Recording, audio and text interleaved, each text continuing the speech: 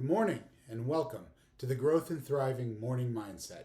I'm your host, Dr. Jerry Sunshine Novak, the biker psychologist, and today I'd like to spend a few minutes talking about two different methods for paying down debt.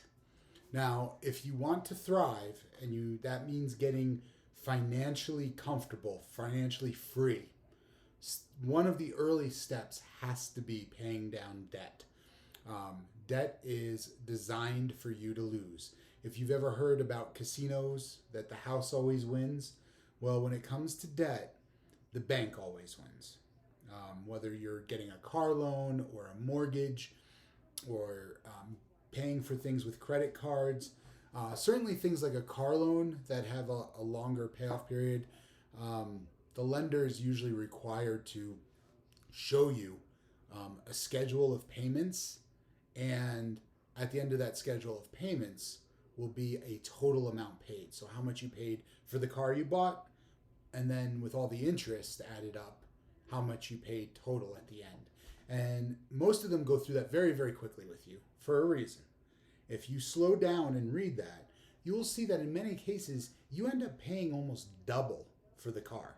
So if you think your car is $25,000, by the end of paying off the loan, if you make minimum payments, you've paid almost $50,000 for that car, which is an especially terrible thing to do with a car because they depreciate so quickly.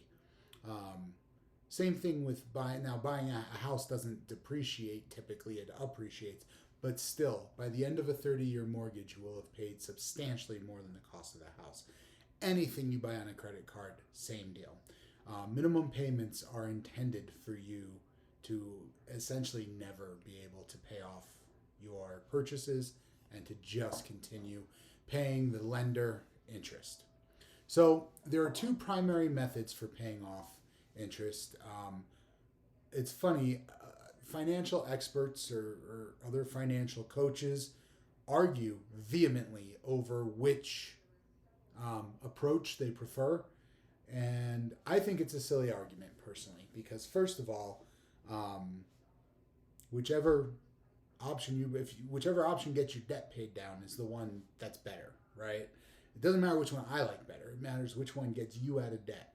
That's number one.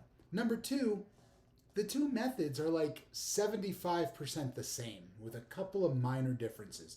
So to argue over which one's better or worse and to say, well, people who use this method are stupid and this is just ridiculous. So there's some very smart financial coaches who do say these kinds of things, and I think they're way off base. So the first method is the snowball method, and you will sometimes hear somebody like Dave Ramsey, he likes this approach, and he'll tell you this is the only approach to use, every other approach is stupid. I'm not sure that's true, but the snowball approach does work.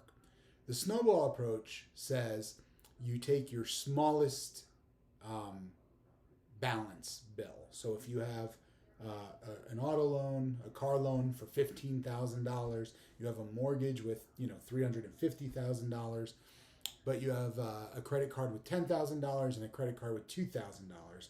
You're going to take the credit card with $2,000 and you're going to pay that off first. And the way we do that is you make minimum payments on all the other debts each month, but you put as much as you possibly can into that credit card. Double, triple, quadruple the minimum payment. And the reason you do that is because the minimum payment usually consists of a little bit of principal, so a little bit of the money that you borrowed, and a lot of interest.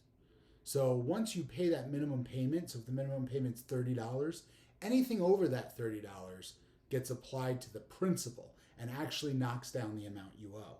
So it's a much, much quicker way to pay off debt than paying all that interest each time and only paying a little bit of the principal. So what you do is, again, you pay the minimum payments on all the other things, but double, triple, quadruple down on the bill you're attacking. Once that bill's down to zero, you get rid of that credit card or that debt or whatever, and you take all the money that was going into that one and you put it on top of the minimum payment of the next smallest bill, like a snowball. Once you get that one paid down, then you take that amount, you put it on top of the minimum payment for the next smallest bill. And you keep doing that until you're out of debt. That approach works.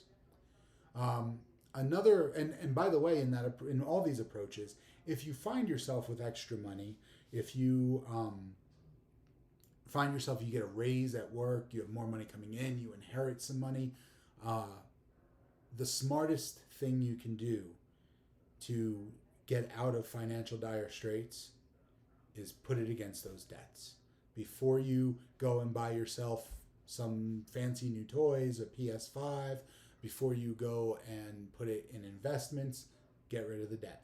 Because your investments will never earn as much as the debt is taking. So it's always going to be a losing game. The other approach is very similar, and this is why I think the argument between them is silly. The other approach says you take the debt you have with the highest interest payment, and you do basically the same thing. You pay that one off first. And then when that one's done, you take all the money you were putting into that one and apply it to the one with the next highest interest rating. And the theory there is that, so the theory behind the snowball approach is that the smallest balance is the easiest to pay off and you'll get it paid off quickly. And also that it's psychologically beneficial to kind of have a win. It'll make you feel good.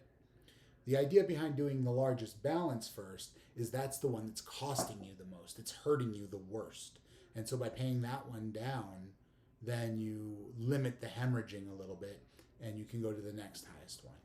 But the first reason why I think the two of them are silly arguments, the first is, in most cases, the highest interest bills you have and the lowest balance bills you have are both going to be credit card debt for most people, right? You have a mortgage, it's going to be $100,000 or more, and probably 2 to 5 or 6%. You have a car loan, it's probably between $8,000 and $30,000 or something, and it's probably 6-7%.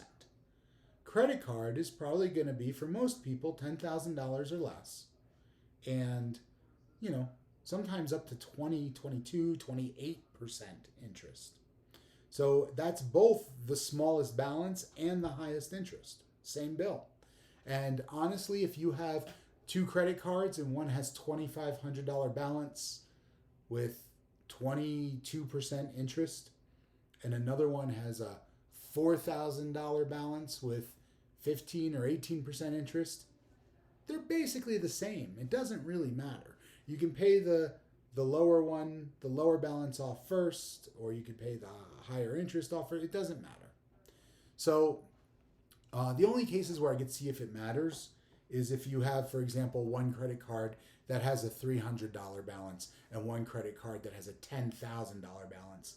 It doesn't matter what the interest rates are. Pay the $300 off first because it'll go really quickly. Same thing if you have a credit card that has 4 or 5% interest, and then, or if you have an introductory rate on a card with 0% interest, and your other card has 22%, pay the 22%. But in most cases, it's going to be pretty negligible. So just choose whichever method you like. The important thing is put a lot of attention to paying one bill down first and keep the others with minimum payments. Then when that one bill is done, take all that extra money from paying that bill and put it on the next one. Okay? That's the other thing that these two methods have in common is you keep snowballing as one bill gets erased. You take all the money. You don't take that extra money and go out to eat or whatever. You take the extra money and put it on the next bill until you are debt free. So those are the two methods. Try them both. Try one or the other. Whichever one appeals to you, whichever one makes sense to you. If you have questions or you don't know where to begin, send me a message. I'd be happy to help. I do this with lots of people.